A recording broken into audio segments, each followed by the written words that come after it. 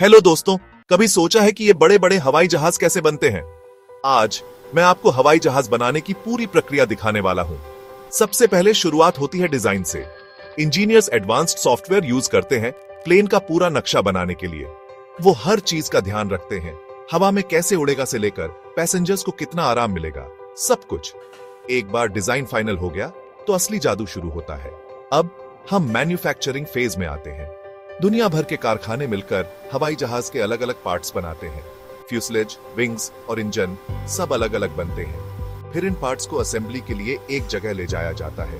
अब आती है असेंबली की बारी।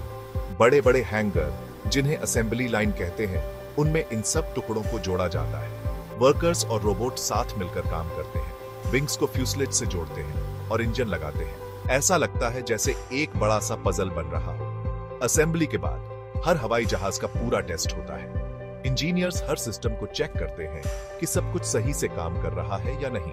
ग्राउंड टेस्ट होते हैं और फिर आते हैं एक्साइटिंग फ्लाइट टेस्ट।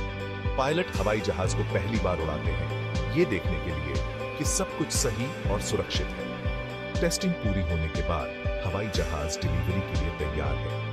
एयरलाइंस को उनका नया हवाई जहाज मिल जाता है और वो आसमान में उड़ने के लिए तैयार है। तो अगली बार जब आप फ्लाइट में हो तो याद रखना कि उस हवाई जहाज को बनाने में कितनी मेहनत लगी है। देखने के लिए धन्यवाद। लाइक और सब्सक्राइब करना मत भूलना और भी मजेदार वीडियोज़ के लिए।